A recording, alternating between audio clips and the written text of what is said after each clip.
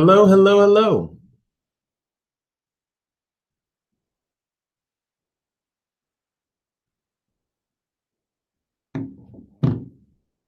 Welcome back to Honeywata Cafe.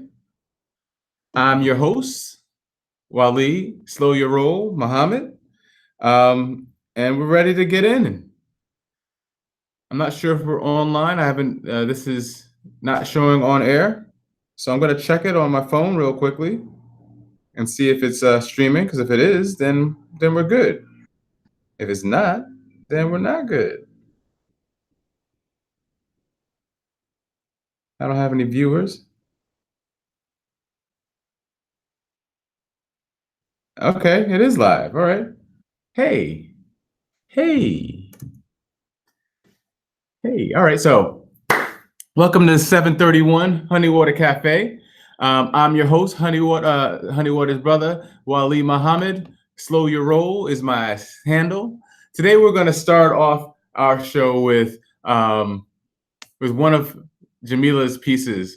Last week, I spoke to you about the exchange that Jamilah and I had when I was younger and I lived in New York about 20 years ago, and how she sent me poems in the mail. And the other day I was at her apartment and I found the envelope of of the poems that she had sent me. I think she must have grabbed it when we helped move my mother out of her home. But nonetheless, I have a poem that I want to read to you that is one of hers from way back in the early 2000s.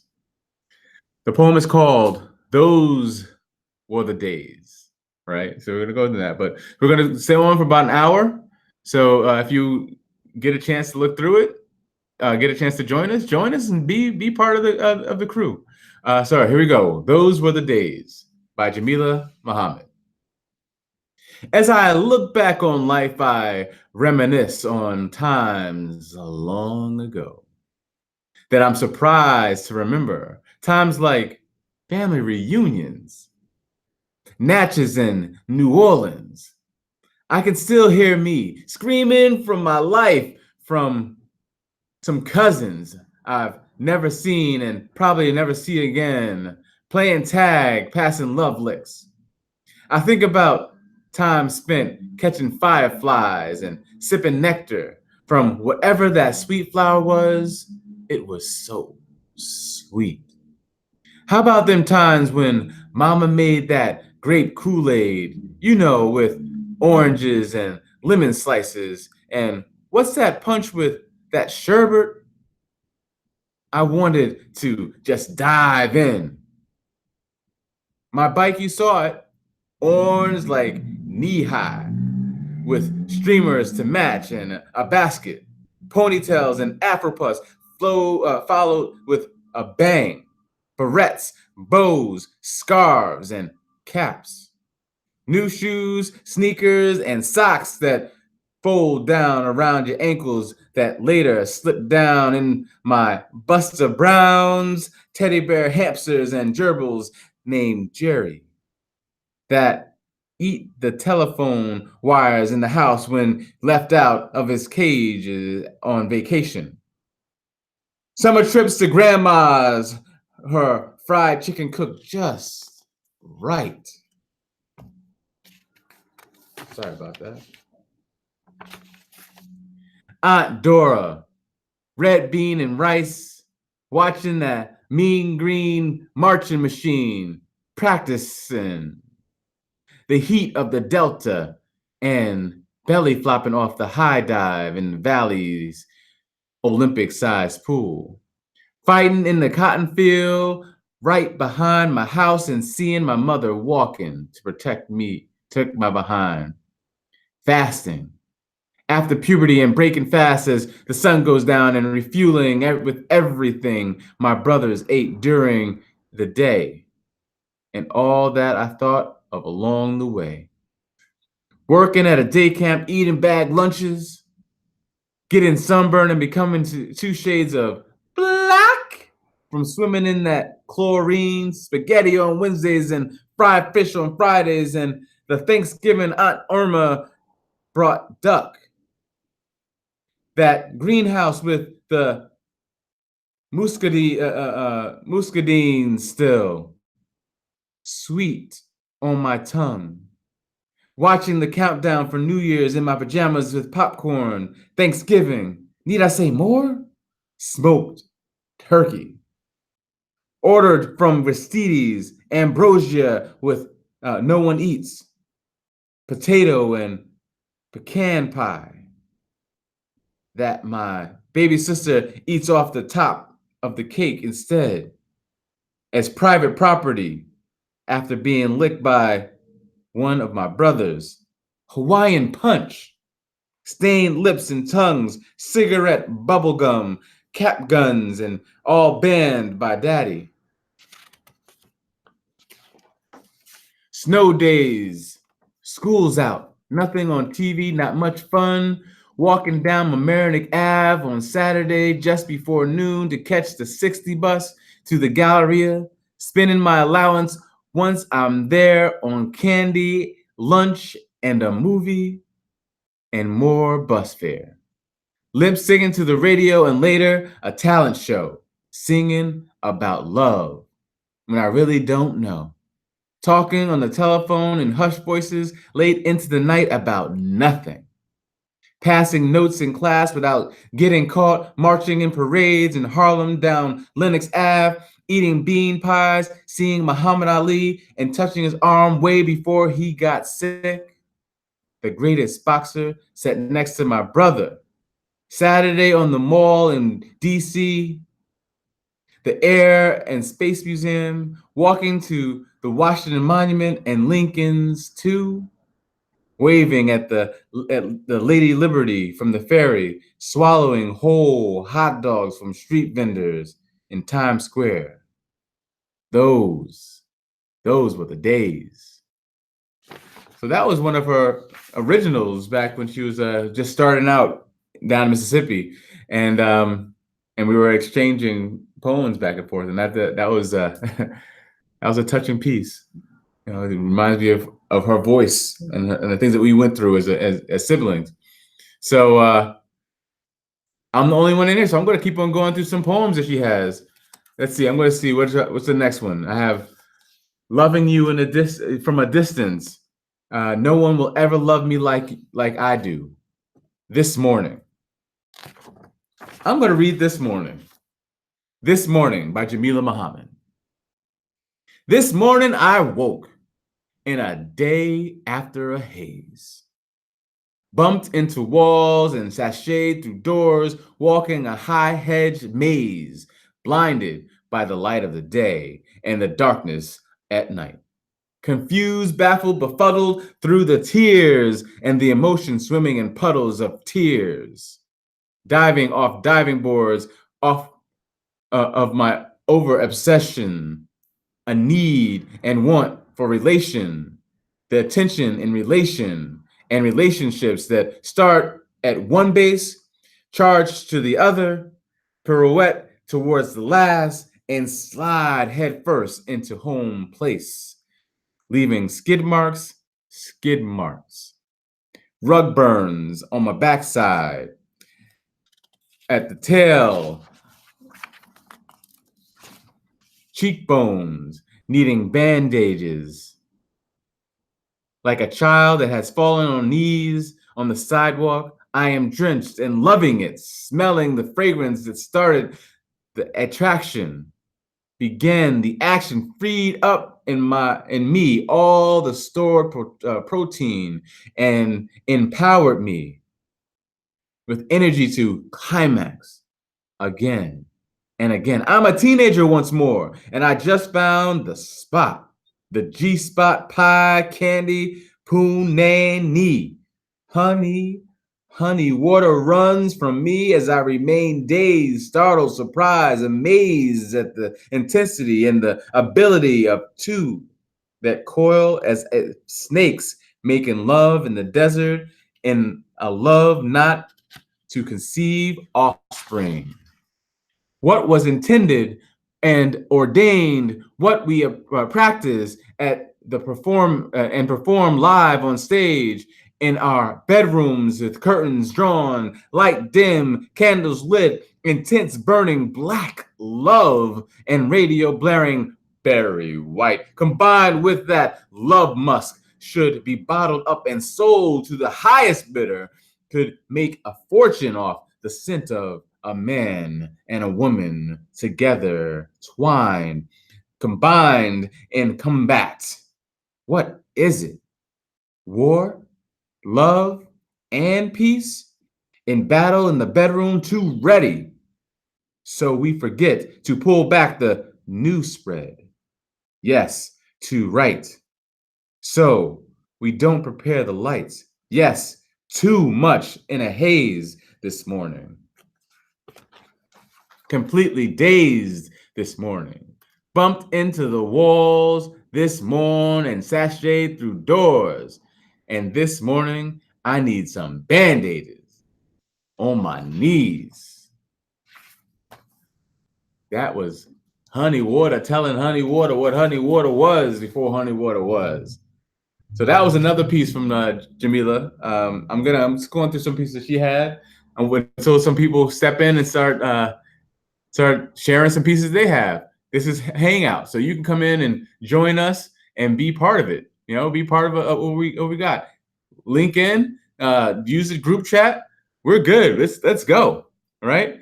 So the next piece I'm going to read is called "Why I Wrap My Hair." This one she actually had a news article about as well. This has got probably again in the early 2000s. I don't have a date on it on this one anyway, but I'm gonna go for it. It's called "Why I Wrap My Hair" by Jamilah Muhammad. I'm here with my wrap up high on my head, feeling my ancestors applaud, remembering pictures and magazines of women from the Ivory Coast, my homeland, looking back at me at the nakedness of the fabric not on my head. I became jealous of the completeness they must have of their family tree, knowing I'll never know what really started the cycle of me. I realized this, and I reach and become one with the ghost of my past, looking and listening for anything significant, to identify my features, the color of my skin, the shape of my nose, the images in my head of girls and women alike with colorful fabrics draped upon their heads.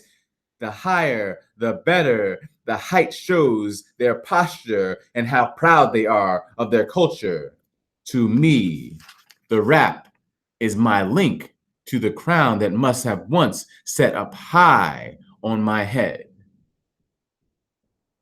At another time, I wore it with an understanding of the modesty of the religion and the respect that it performed. Colorful fabrics rolled around my skull, protecting my hair from the sun and the eyes of the men, not mates of mine. The fabric shields me from unwanted eyes upon my hair, truly the crown on top of my head, and the mention of my womanhood and sexuality it covers, inspires, and comforts me. Like a kufi for my brother, he too covers his hair for prayer.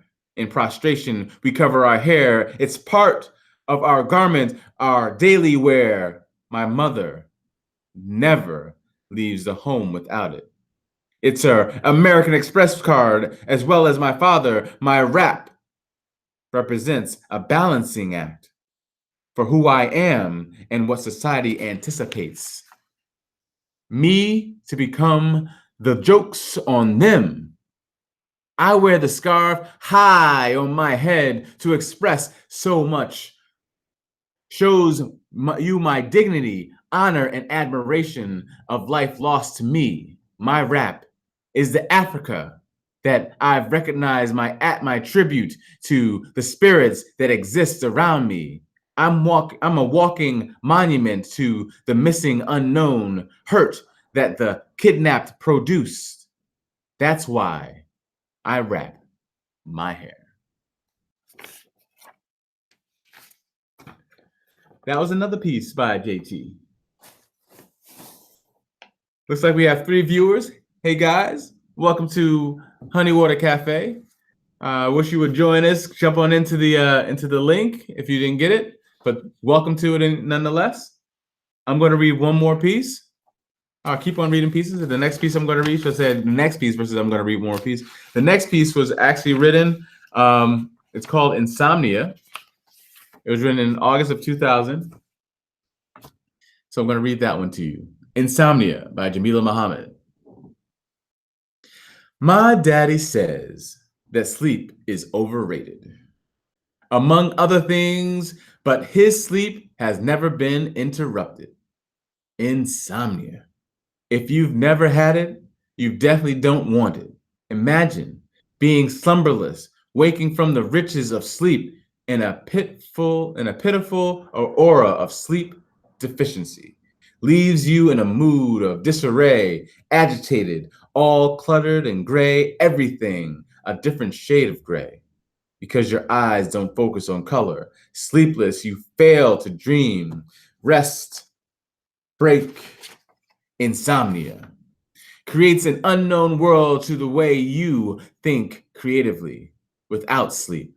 You find yourself nodding during a daydream of fluffy cloud pillows and cushioned beds. You want the serenity of the womb within your mother, the mellow singing voice of your younger brother. Insomnia. Wide awake, you can see those sheep jumping high over the fence in the yard. No sleep. Makes me question what I never allowed to concern me. Asleep in my wake, I remember that what was forgotten, and my thoughts are in stereo and outspoken from lack of sleep, absence of sleep, missing some sleep, loss of sleep, insomnia. The very next time I'm blessed with the deficiency of sleep, I shall share the love and call my daddy. Collect. That was a good one. Insomnia. I'm a good sleeper. You tell me it's bedtime, I fall asleep. Ask my wife. Lie down on the couch. Next thing I know, I'm waking up. No need to tell me to go to bed. All right, the next piece I'm going to read is called, it's a short piece. We're going to go with a short piece. It's called Again Alone. Again Alone. Again alone. Not like before. I'm alone like right before my first younger brother. Alone with myself and no one to view my dreams in the shadows of my inner being, alone with crowds of memories rushing by me, alone again, like inside my mother, alone in the dark of night in total serene, meditating, listening to my heartbeats, rhythm, like music. It talks to me, lets me know just how alive I am in that calm, tranquil moment. As I smile with myself from the realization of my existence. Alone again. That was a good one. I like that one. Ooh, this was like a good one. We're gonna get a little sultry for you. How about that? A little sultry. This one is called Mind Sex. Now, this one was, again, written by JT, probably in the early 2000s, right when she was becoming the Honeywata that we know and love. So let's read Mind Sex. Tantalizing interludes of expressions exposed on paper, created in conversations from desired, inflamed, and acquired from whispers, emails, and folded notes laid upon your desk, men and women talking at their best for longings, pleasures, and fetishes. hearing out loud and reading in love letters about that hot spot. Seeing it there in your imagination, smelling it in your dreams, and feeling it in your mind, using your senses, yet never moving. Just knowing that it's there keeps you going, love making in the mind, to the mind, tease and scratch that itch with the notion of what comes, what's to come, descriptive words of romps in the bedroom and back car seats, of what was done and what you gonna do. Sweet nothings being spoken in the dark, hallways over the phone and breathy voices. Seductions, music flowing in the background with intention of serenading another right out of their clothes. The right tune on the CD playing matchmaker Cupid to your lover, helping you to make a mood to lure your intended into a lustful bed of rose petals and buckets of temptation juice that you drink to strengthen your drive, to add length to your longevity, to your aspiring admiration, to love them absolute. Mind sex, enticing thoughts played upon on oneself in preparation to lure your lover into a web of hugs and kisses. Promises made between pecks of adoration, uttered, authored, composed into midnight symphonies, tricking the brain to believe and receive the affection. Confined and personally needed stimulation beckoned by one's sex to another, triggering a heat and then a dampness down under. Mind sex. It sounded more sultry than it actually was because I've read some of her newer ones and it wouldn't have sounded like that. We haven't even gotten to the Honeywata you guys know and love. So we're going to stay in the early aughts before we get into her book. I'm going to put a link to her book, Honeywata, the intimate poetic interludes of Jamilah T. Muhammad, J.T. Muhammad, poetry by Honeywata. So I'm going to put a link to her book on Amazon. So if you want to buy it, we're going to go to that in a couple minutes. And when I do, I'll show it again. But the next one we're going to read is called,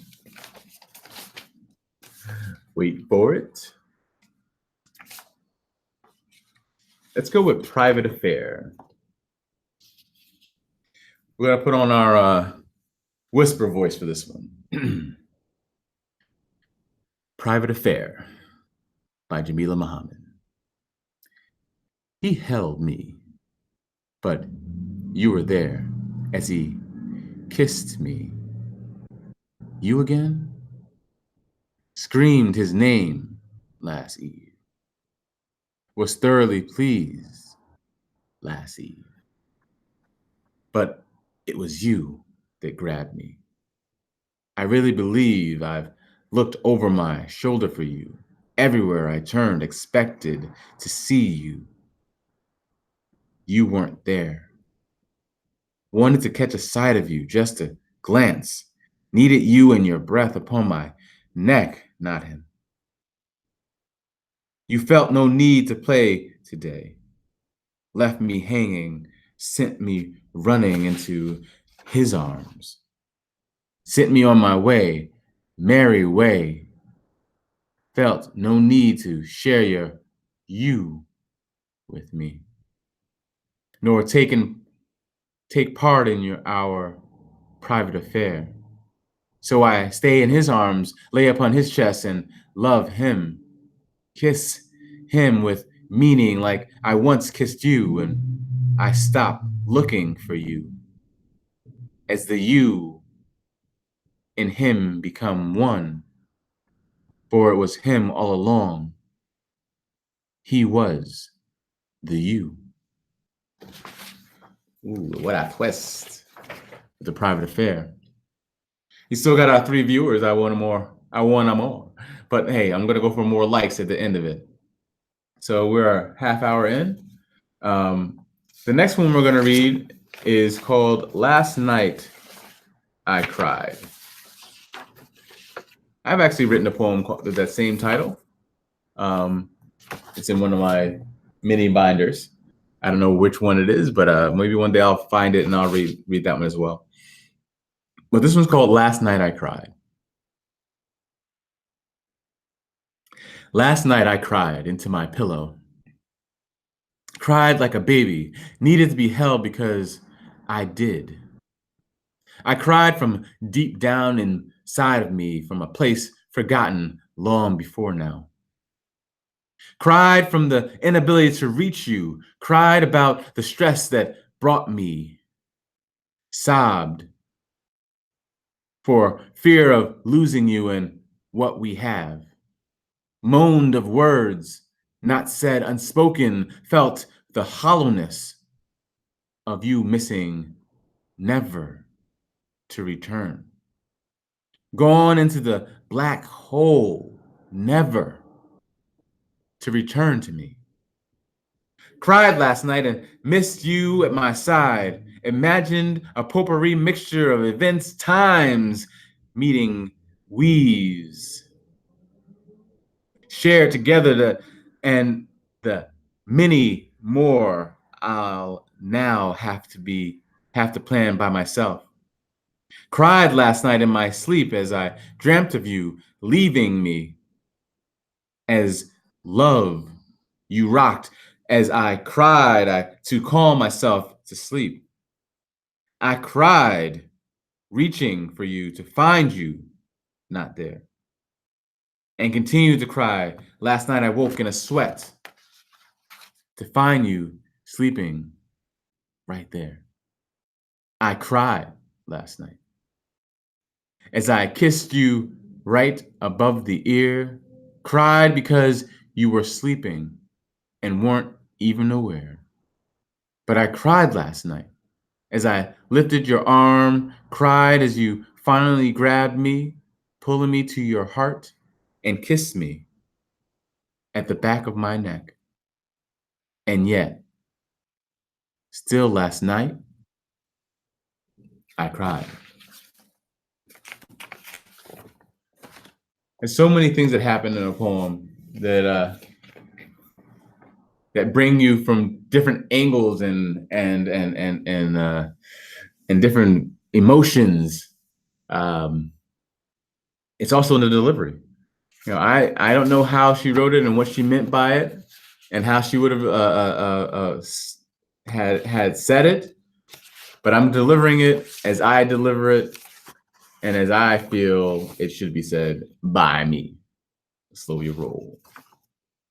So the next one we're going to read is called "Amazed." Amazed by Jamilah Muhammad. Amazed at the notion of being able to say what you say when you say you love me.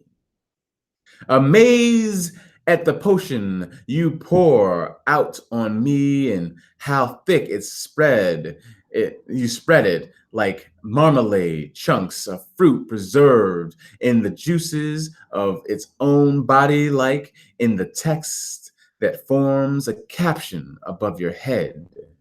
Amazed. Amazed at the motion of your hand when you lay down your foundation of us. Brick by brick, you stack and collect the materials needed to keep perfection. Amazed at how you work the situation of we and love me totally without exception. Amazed.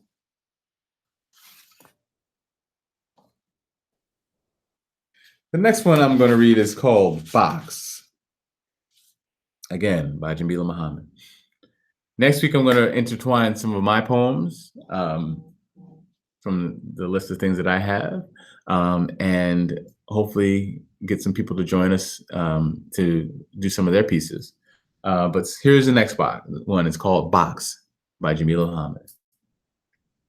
Climbed into that box. I never knew what was expected by me or the other inside. Once in there, I was transformed into another, someone, a changing being, a chameleon whose diverse individuality is webbed together between bites. I'm an icon amongst icons, able to change at a stroke of a key, chatting with the secret unknown nerds, geeks, freaks, and hiding celebrities. I have these choices to be one of them or one up on them and be better. I'm a vixen housewife who stresses a mohawk, or I'm a middle-aged has-been who's traveled all over but seen nothing. In the box, you are free of all that. You don't want to be. Pretend is a real role-playing act. Questions, facted, life revealed and told to strangers who, like yourself, are only looking for someone to hear their written word and entertain the ideas, fears, conversations started in your mind and now seen on their monitors in cool fonts and colors right before them, up and downloading someone else's dreams come true. Lifestyles on personal views inside that box. I can choose to be me and let you into the world of me and my realities, or I can create some superficial, elaborate, three-dimensional alter ego of who I be.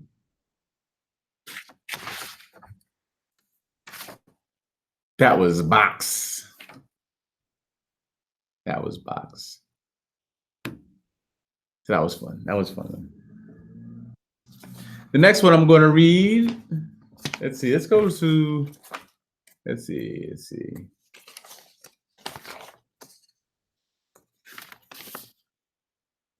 Let's read one called Want That Movie Love. Want That Movie Love by Jamilah Muhammad. What I want is you. Want you coming towards me with arms wide open, with a mouth ready to swallow me whole. Want you with arms wide open, with blossoms blooming within your arms, a garden flourishing effortlessly, all for me. I want that whole movie love story. Scene with the music playing in the background. I want that warm greeting at the airport with music playing. I want to rush into your arms and feel that embrace as the music quickens. I want that look of bliss to cross my face as our lips meet. I want you and that movie love scene. I can see it now, just like up on the big screen playing music, our favorite love song, and you racing off to reach me. And I, you. We meet in the middle and my back arches from the tight embrace, but I love it. We kiss, just like in the movie, and the music begins to play and everything softens within me. I become mush, but I'm in your arms. You're sure to catch me if I fall or fall with me. This kiss is so intense that our lips feel joined together to never come apart as we become extensions of each other's body, unable to separate, just can't loosen that grip. Seems like forever passes as the music continues on. The rhythm now belongs to us. No credits to no musician. Our movie, our song. That was the next one. Okay. So the next one we're going to read is called Lies. Lies. This one was written in November of 2000. Little drink. Lies by Jamilah Muhammad. Lies been told about everything and everyone. Haven't hurt and destroyed and have hurt and destroyed and grown into powerful engines fueled by our own need to follow and believe. Believing them is intolerable, but we don't often have choices. We trust the voices because they are different from our own, not realizing until too late that it was lies that have led us into the fire and flames of deceit.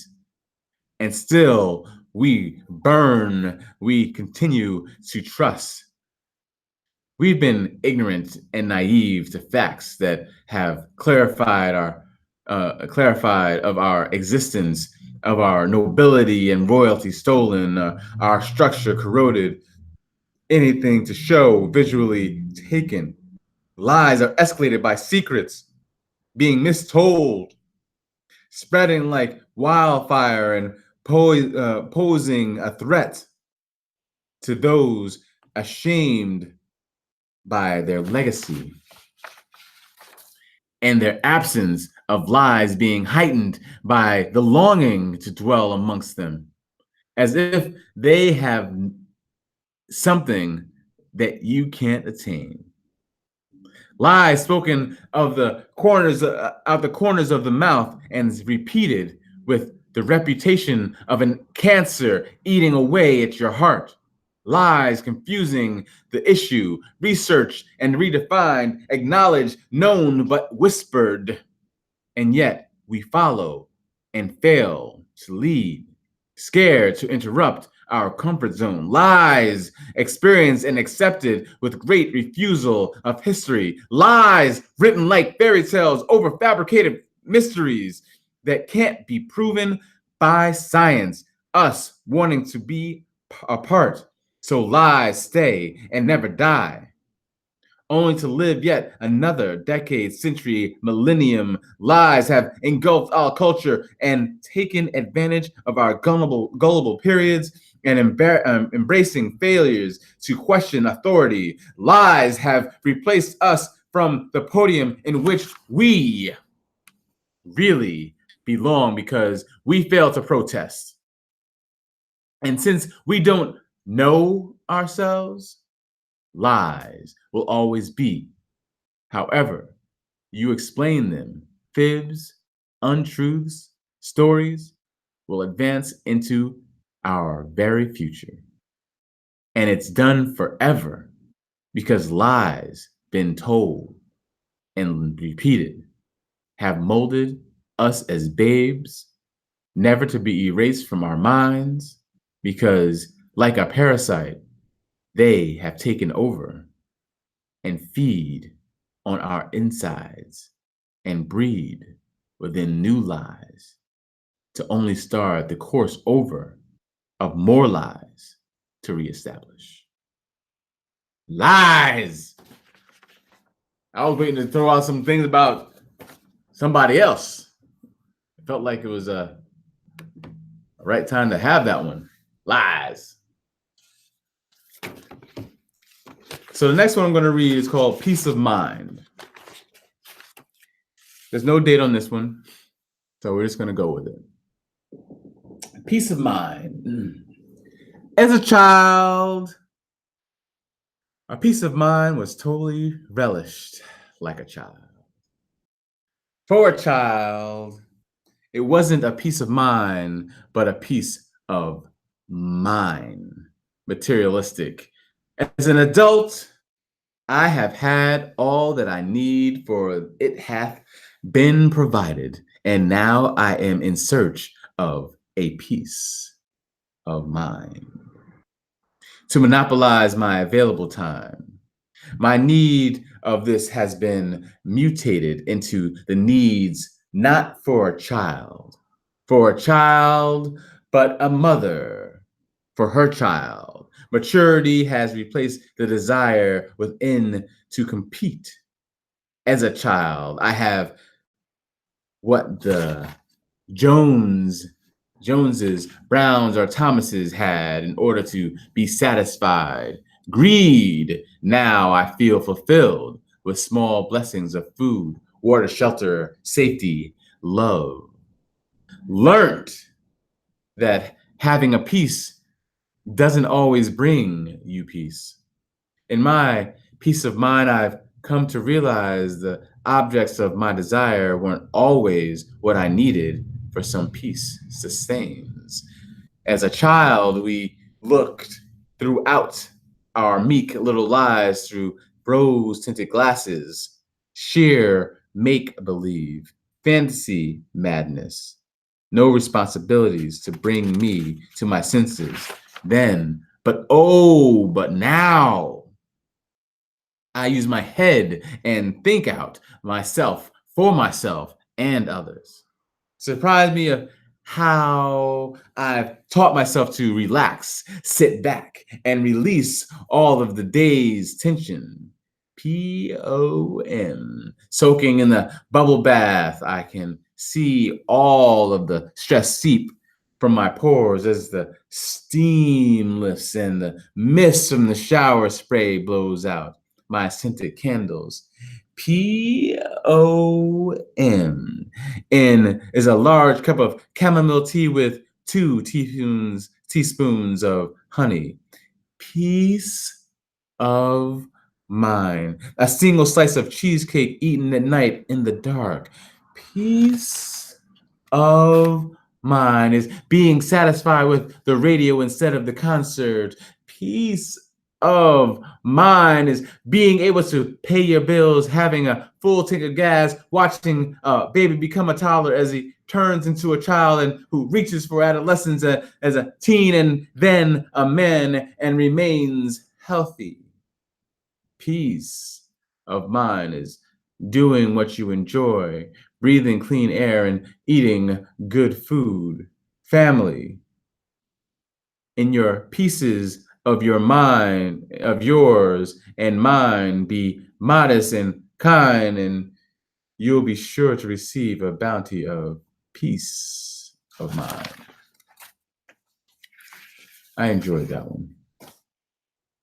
As we circle to our last 15 for this showing, I am going to read another one.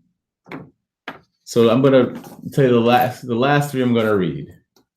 The last three I'm going to read are called Explain, A Glimpse of Reflections in My Vision, and the last one is going to be Finally the Sun.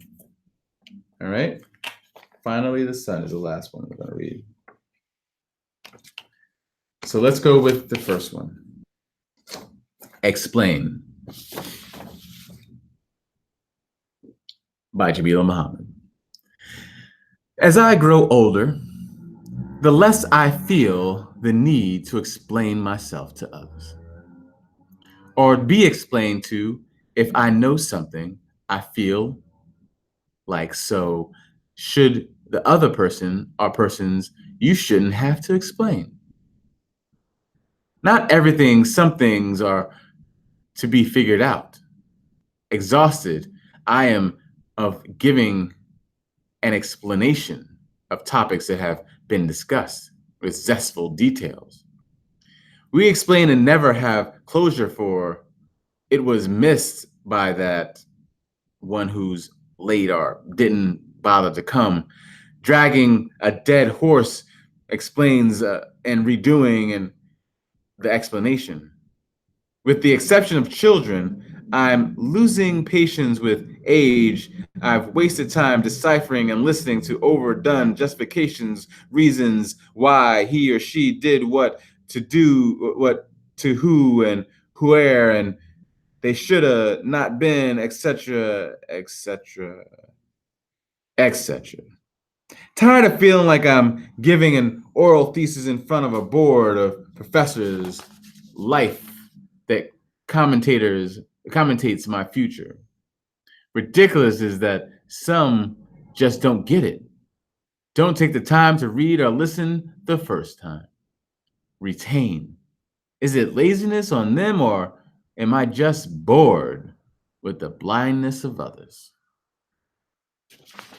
Explain, explain, explain. Number 2 is a glimpse of reflections in my vision. A glimpse of reflections in my vision. This was also done, actually, I have a full date, November 7th, 2000. I got a glimpse of you today, a glimpse of who you used to be. I saw a reflection of a man you once were going to become. I had a vision of you the night before, visions of you painting our world into colorful pictures. I listened to you yesterday and heard you say what I wish you'd say a lot more. Heard you pour out and fill me with words that gushed into the air like water from a pitcher into a vase of oil. Your words floated on water cause oil and water don't mix, and they remain separated in the same vase like us. I got a glimpse of you as I walked into the aroma of you that made me turn my head. A glimpse of how I could feel your presence before you touched. I saw a reflection of you as I looked at myself in my boudoir mirror. And finally, I felt the fingers that I saw in a glimpse once before. I had a vision as I slept in my bed of how my life could have been if you would have lived. You should have. I'll always have a glimpse of you. Everywhere I turn, you are. Can't run from you for fear of running into you, never to see you again. So I stop and expect the reflections in the lake as I take my walks, reflections of us, you, as I bathe at night alone, I reflect.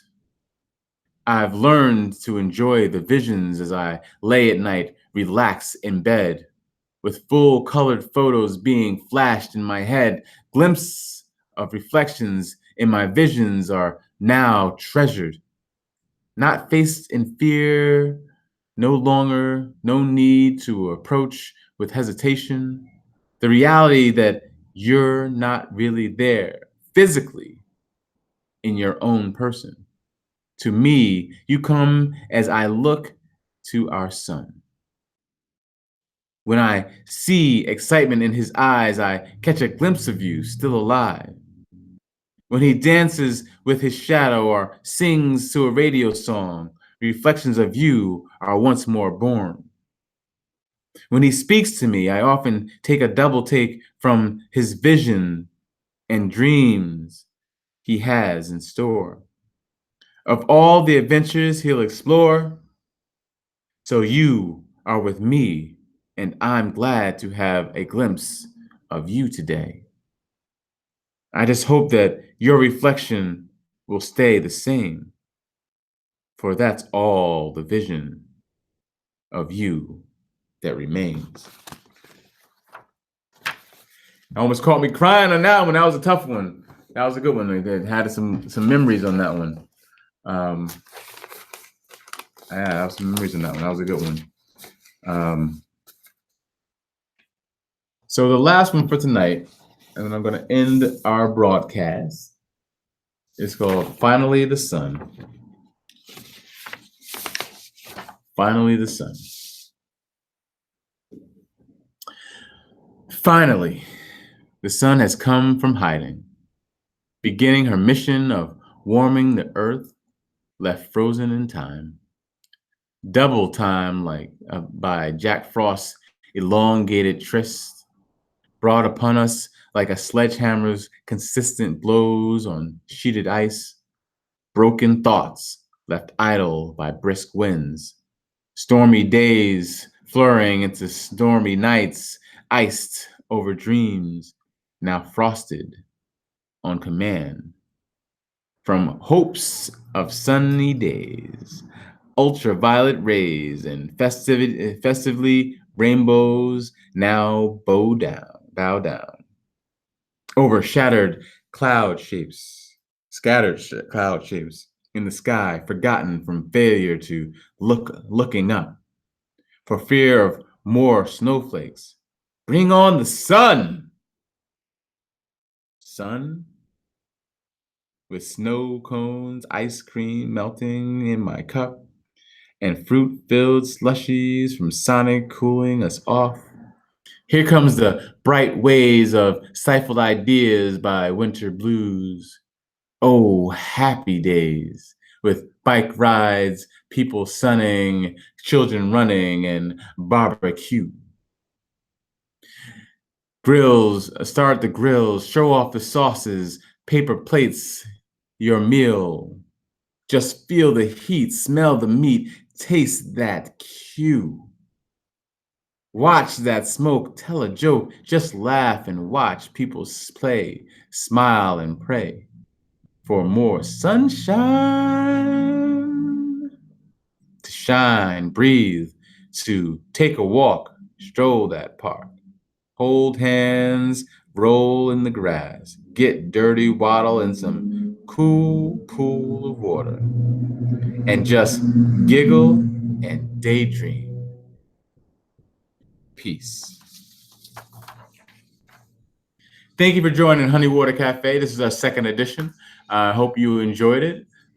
Today we just read a number of JT's poems, and next week we're going to intertwine her poems with some of my poems, and maybe we'll get some guest speakers to come on and do some of their poems. So thank you for the second edition. I'll see you all next week.